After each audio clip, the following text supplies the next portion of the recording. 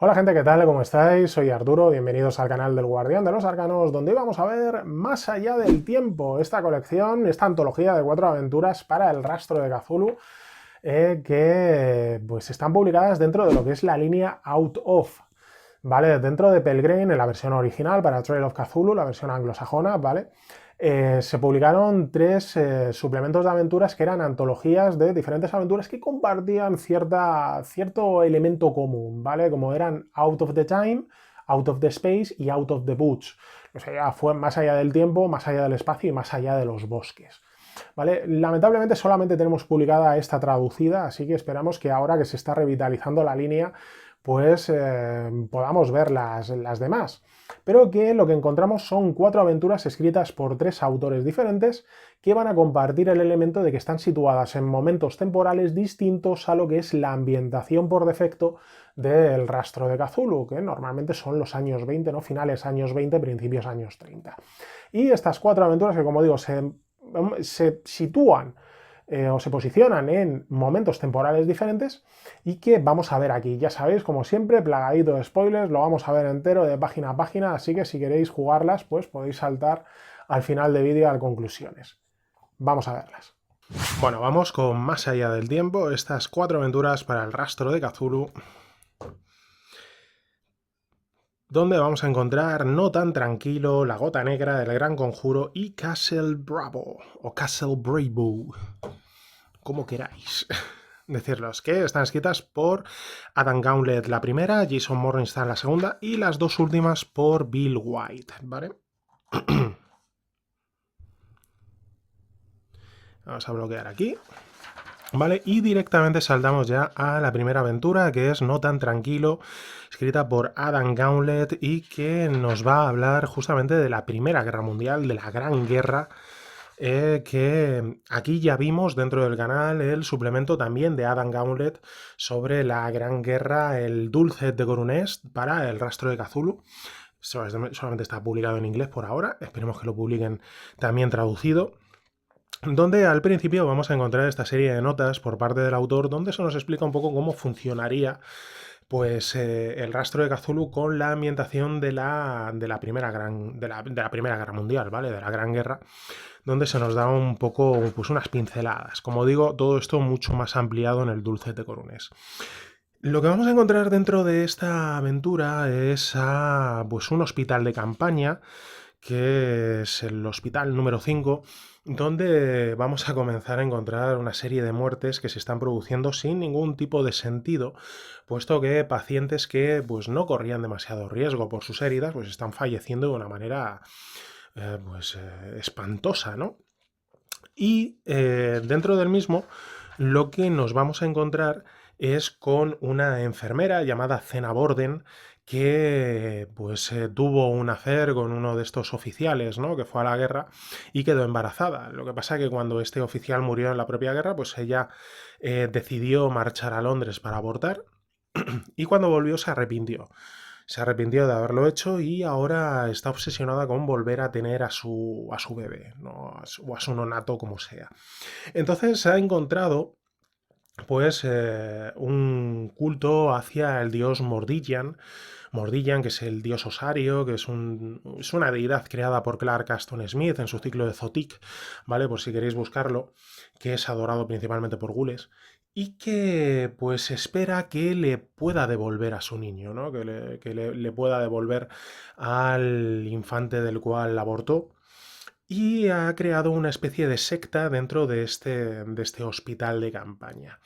Lo que está haciendo es en un templo que hay por allí, pues oculto en ruinas, bajo tierra, que descubrió, esto que entró en contacto, como digo, con esta deidad, está realizando una serie de rituales donde los asistentes, que pues son miembros por allí del propio hospital, enfermos y tal, pues se liberan de todo su dolor, el cual se va a filtrar a una especie de cáliz que hay allí, donde se genera un liquidillo que luego se lo dan a otros enfermos dentro del hospital, transmitiéndoles todo el dolor y sufrimiento que estos sectarios pues se han liberado de él, ¿vale? Y es justamente la ingesta de este líquido lo que está matando por el propio shock de repente no solamente el dolor que tú has sufrido, sino el que han sufrido todos los demás, ¿vale? Que se han liberado de él. Entonces, lo que esta mujer pretende es realizar un último ritual para invocar al propio dios Mordillan y pues pedirle pues, que a ella le devuelva su bebé y que al resto de sectarios pues que les libere del dolor pues de haber perdido un ojo, haber perdido la vista, haber perdido una pierna, ¿no? Tal, este tipo de cosas. Lo que ocurre que evidentemente Mordillan pues no va a servir no va a servir a tal propósito, sino que arrasará toda esa zona y la destruirá completamente, ¿vale? Y es justamente lo que van a tener que impedir los jugadores. Los jugadores van a utilizar una serie de personajes pregenerados que vamos a encontrar posteriormente, donde unos de ellos son soldados que han sido heridos en el frente y están siendo trasladados a este hospital de campaña, y otros son voluntarios que van a servir pues como médicos, enfermeras, lo que sea, ¿vale? Tenemos una primera escena donde se dirigen hacia este lugar y que van a ser bombardeados y van a tener que tratar de huir. Y posteriormente, una vez que lleguen a este lugar, pues se van a encontrar con que el párroco que hay allí, bueno, el cura que pues practica la extrema unción, ¿no? Y este tipo de cosas, pues les va a pedir ayuda porque cree que hay algo satánico, ¿no? Que hay gente que está realizando prácticas satánicas y que pues muy mal, ¿no? Y inmediatamente va a aparecer muerto, por lo cual ya tienen el pistoletazo de salida para tratar de resolver el misterio en el cual se ven envueltos, donde pues a través de investigar a estas personas que se fugan por la noche para ir a este templo, del botiquín de medicinas, ¿no? Donde se supone que están las drogas y es donde guardan pues esta sustancia que captura el dolor de la gente, pues a partir de todo eso tienen que ir descubriendo la situación, así como los propios cuervos, que cada vez hay más y que además van a notar que según va muriendo la gente, pues cada vez van apareciendo más cuervos, ¿no? Lo cual tiene que ser algo como inquietante, ¿no? Tenemos por aquí los personajes pregenerados y una de las cosas curiosas es que al final de la aventura, cuando se inicie este ritual dentro de este templo que hay por allí perdido, pues se va a generar como una especie de ilusión donde los sectarios pues están reviviendo pues el momento de más dolor del cual quieren liberarse, y los personajes van a poder entrar dentro del mismo para decirles que es todo falso, ¿no? Que no se van a liberar y qué tal, y tratar de romper justamente ese ritual dentro de la cabecita de estos sectarios, ¿no? Viviendo ese momento, como digo, de sufrimiento y pues diciéndoles que no, que es completamente falso, que ya ha pasado y que no se pueden librar de él, ¿vale? Y tenemos por aquí pues los personajes pregenerados, que además cada uno te dice por aquí: soldado alemán herido, Evelyn Rice, enfermera destinada, ¿no? Para diferenciar entre los que pues van a estar allí tratando de curarse como los que han ido a ayudar, ¿vale? Tenemos a la siguiente, que es por Jason Morningstar, que es la Gota Negra. La Gota Negra que nos va a situar...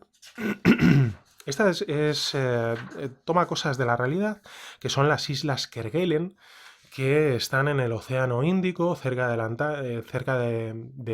Antártida, y que pertenecen a Francia, ¿vale? Y que son unas islas que están hoy en día pues deshabitadas, ¿no? Porque no hay por allí pues ningún tipo de comercio, ninguna cosa así, ¿no? Entonces dentro de estas islas Kerguelen pues fue capturado en tiempos remotos el dios de la Piedra Negra, una especie de entidad gigantesca que requirió todo el sacrificio del antiguo continente de Lemuria para tratar de aplacarlo.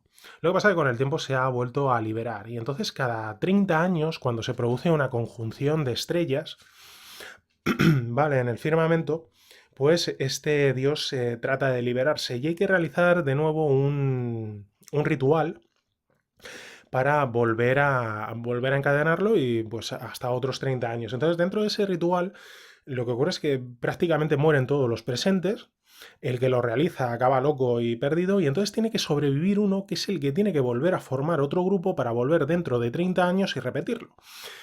¿Vale? Y es justamente lo que va a ocurrir aquí, donde pues llega el momento en el que otra vez se vuelve a liberar este dios de la Piedra Negra y donde pues hay gente que va a ir a tratar de evitarlo, pero también va a ir gente con la intención de liberarlo.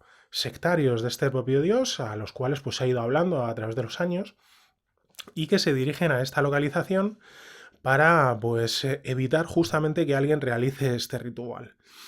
Vamos a encontrarnos en el Austral, que es un barco que se dirige allí y que se va a marchar y que va a dejar a los personajes que pues, principalmente van a ser científicos, ¿no? Tratando de estudiar el terreno antes de que la isla quede pues, deshabitada. Los propios habitantes, los cuales pues ya están completamente influenciados por el dios de la piedra negra y pues van a tratar de evitar cualquier tipo de impedimento. Y luego vamos a tener a unos alemanes que van a llegar, que son nazis, ¿vale? Que van a llegar en el Tenerife, en un barco llamado Tenerife, y que son los que vienen para justamente realizar este ritual. Por lo cual es como muy contradictorio, ¿no? Porque siempre que te sacan a los nazis dentro de una historia es para que sean los malos, ¿no? Y tú directamente ya piensas que son los malos. Y sin embargo aquí pues van a ser los buenos. Porque van a tratar de evitar justamente el resurgimiento, ¿no? Lo cual puede llevar a situaciones complejas dentro de la mesa. ¿Qué ocurre con estos alemanes? Pues que primero es que uno de los miembros va a ser asesinado justamente por los sectarios que hay en la isla y otro va a huir. Va a decir que, mira, yo paso, esto me lo he pensado mejor y déjalo. Entonces va a hacer falta más gente para realizar los sacrificios y tratar de evitar esto, lo cual puede llevar a que justamente alguno de los personajes jugadores pues tenga que sacrificarse dentro de este ritual para evitar justamente pues el alzamiento de este ser. Además es muy curioso porque luego te dice que, bueno, que si lo quieres mirar desde un punto de vista menos purista, ¿no? Y más pulp, pues que si este dios surge, pues que podríais utilizar el Tenerife, este barco pesquero, para lanzaros directamente contra él y estrellaros, ¿no? Contra este dios tratando de hundirle, ¿no? Embestir al dios, lo cual sería bastante divertido.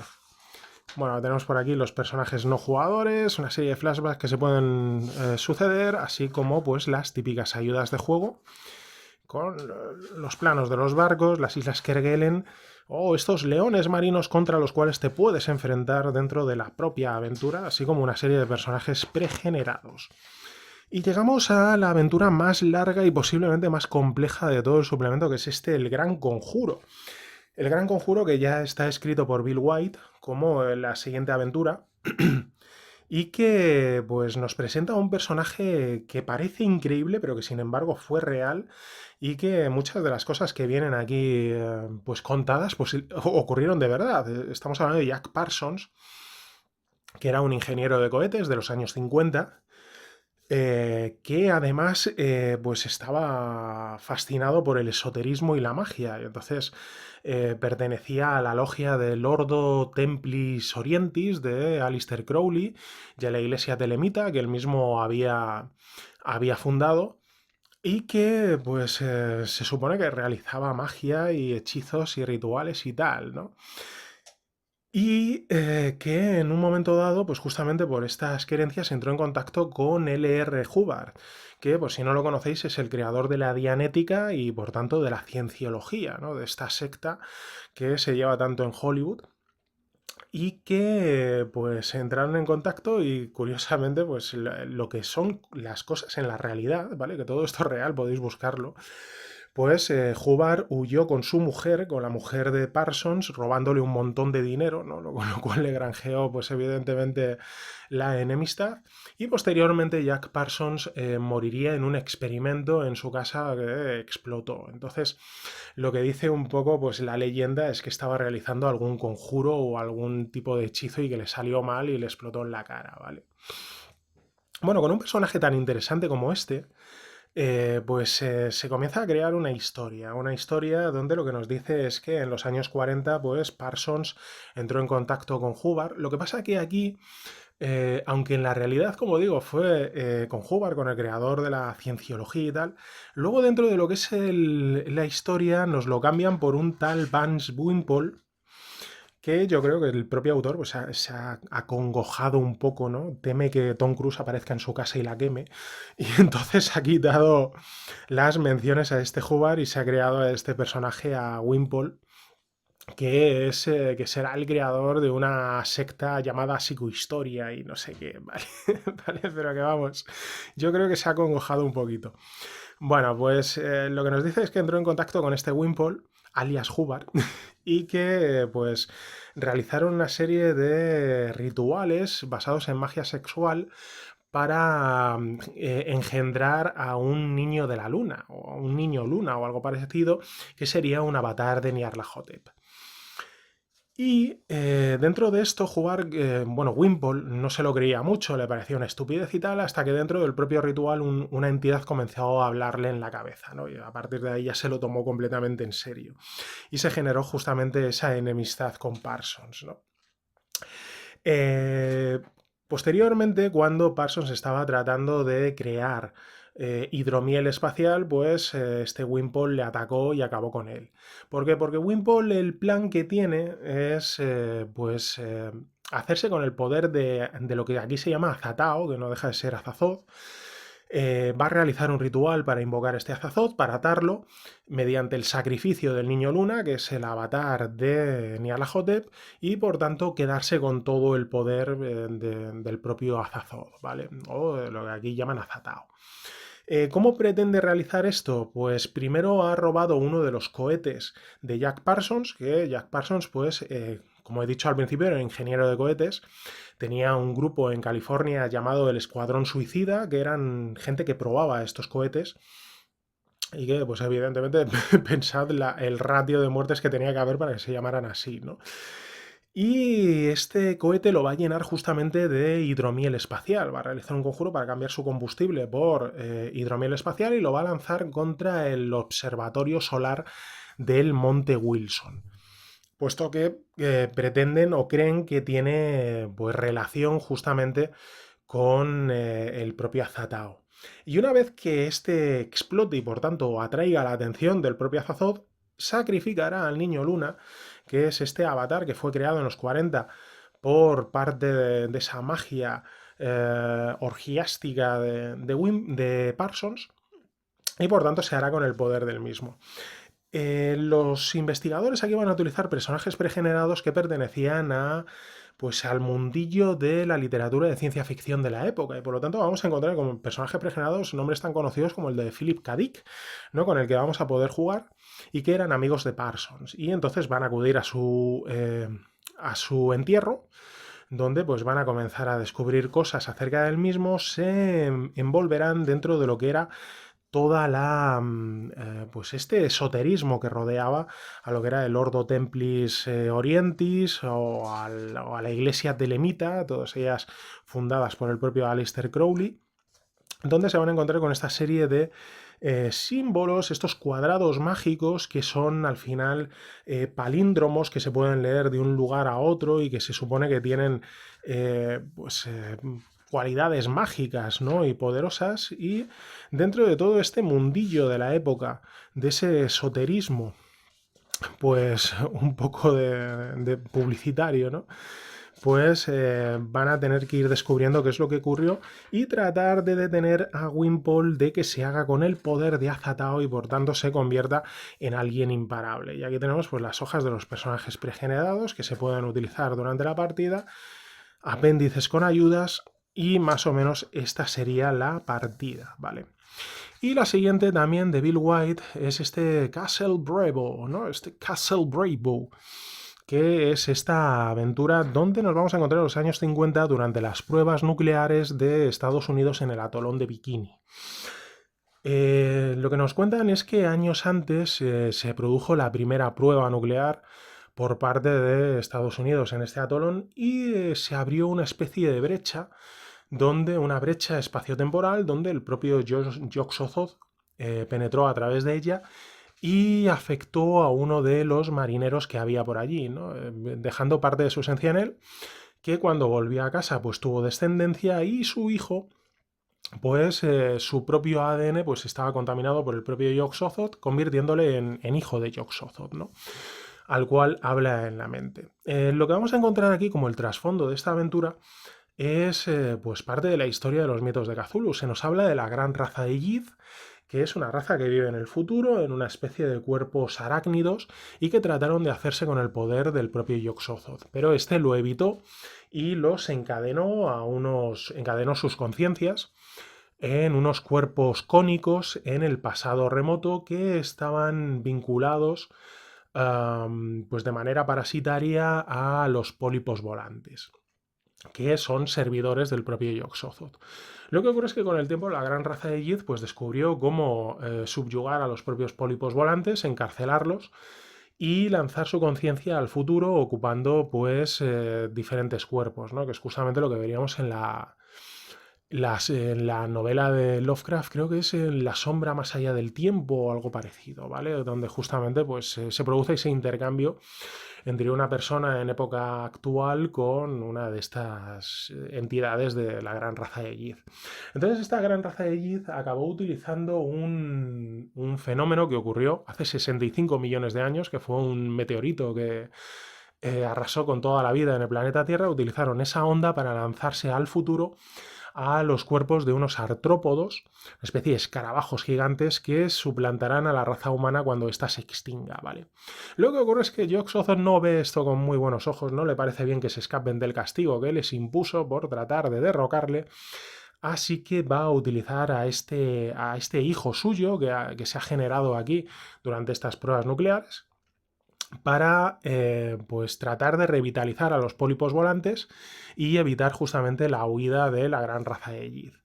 Este hijo suyo en muy poquitos años va a alcanzar la edad adulta, va a crecer a un ratio pues muy rápido y se va a enrolar en el siguiente barco que va a ir a hacer las pruebas nucleares justamente a este atolón de Bikini, ¿vale? Que es el USS Bairoko, donde estarán también evidentemente los jugadores.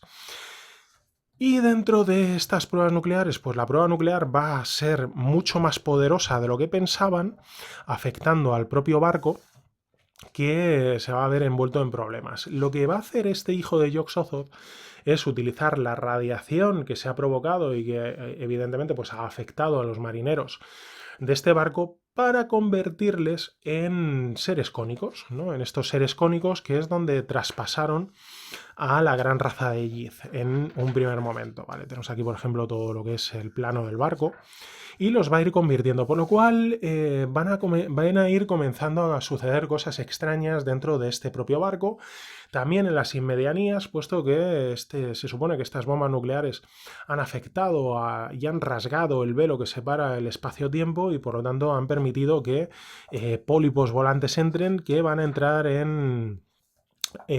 pues en comunión justamente con estos seres cónicos, ¿vale? Para tratar de revitalizarse. Que vamos a encontrar por aquí, a ver si puedo pasar las páginas. Por ejemplo, un pólipo volante con un helicóptero por allí que, pues, por ejemplo, tiene que trasladar a los personajes justamente al atolón de Bikini para ver el búnker que hay en esta localización y tomar las pruebas no necesarias para examinar cómo ha ido esto, ¿no? Cómo ha ido el petardo, pues para verlo. Y a la par que los marineros comienzan a transformarse justamente en estos seres cónicos, que es donde en su momento estuvo cautiva la propia gran raza de Yith, ¿no? Y la que es la comunión entre estos seres cónicos y los pólipos volantes, pues provocarán su regeneración y que pues, alcancen el poder para evitar la huida de la gran raza de Yith, ¿vale? Y básicamente hay pocas posibilidades de salvación por parte de los personajes, que más que nada van a tener que huir de allí, porque poco más van a poder hacer dentro de lo que sería esta aventura, ¿vale? Y ya habríamos visto completito este Más allá del tiempo para el rastro de Cthulhu. Bueno, y la hemos visto completita, de página a página, todo este suplemento, para que no os quede ningún tipo de duda sobre el mismo. Esta antología de 4 aventuras que, evidentemente, al ser escritas por autores diferentes, pues tiene esos altos y bajos característicos de este tipo de suplementos. Personalmente, la primera me encanta, la de Adam Gauntlet, ya lo vimos aquí con el Dulcet de Coruñés. Adam Gauntlet tiene un conocimiento brutal de lo que es la época de la Gran Guerra, de la Primera Guerra Mundial, y aprovecha pues este escenario para mostrárnoslo por completo, aparte de un escenario cortito que puede ser jugado en una única sesión y que se puede disfrutar perfectamente. En cuanto a la segunda aventura ya de Jason Morningstar, nos sitúa aquí en un lugar así, pues muy desapacible, en un lugar lejano, y que aparte tiene el juego de que no se sabe muy bien quién es el verdadero enemigo, ¿no? Puesto que se juega un poco con el jugador y con los investigadores para, pues, en base a prejuicios, ¿no? Principalmente el saber quién es el malo o quién es el no. Por lo cual también resulta muy interesante. En cuanto a las dos siguientes aventuras ya de Bill White, pues os tengo que reconocer que me generan muchas dudas, ¿vale? Yo no sé si tenéis esa sensación cuando veis que alguien repite mucho una cosa o trata de volver a explicar algo que ya ha explicado. Normalmente es porque no lo tiene claro dentro de la cabeza, ¿vale? Cuando alguien tiene claro una cosa, lo explica perfectamente, sabe explicarlo con palabras sencillas y pues demostrártelo, ¿no? Sin embargo, aquí en estas aventuras, principalmente en la del Gran Conjuro de Bill White, nos encontramos con que se repite mucha información, se da muchas veces vueltas, te trata de explicar cómo tienes que jugar esta aventura, porque yo creo que él mismo no la tiene completamente clara. Se basa en un personaje histórico real que es pues terriblemente interesante y terriblemente misterioso y que puede originar pues un tipo de aventura como esta, ¿no? Como la que da para el rastro de Cthulhu, pero que sin embargo no lleva a explotarlo bien, ¿vale? Es una aventura que te da mucha información completamente intrascendente, que da muchas vueltas, que luego cambia alguna cosa sin tener mucho sentido el que la cambie y que al final acaba siendo muy encarrilada, ¿no? A pesar de todo lo que te da. Por lo cual, aunque creo que la idea es buena, la ejecución es bastante pobre. Dentro de esta aventura, que desde luego para mí es la peor del suplemento y que lo desmerece un poquito. Y con respecto a la última aventura, está Castle Bravo, donde vamos a encontrar estas pruebas nucleares por parte del ejército estadounidense en el atolón de Bikini y que nos sitúa en esta época tan sugerente y que desde luego, pues bueno, pues es más interesante, ¿vale? Tiene elementos que son mucho más jugables, mucho más aprovechables y que desde luego se van a disfrutar mucho más en la mesa porque te van a ayudar a meterte inmediatamente dentro de la misma. Como os digo, dentro de lo que es este suplemento, os diría que las dos primeras aventuras están muy bien, la última cierra aceptablemente y la tercera es un poco como te has liado, o sea, el autor te has liado, no has sabido cómo cerrarla, ¿vale? Creo que tiene mucho potencial y yo particularmente cogería elementos de la misma y los cambiaría y los utilizaría, ¿vale? Esa tercera aventura desmerece un poquito el suplemento.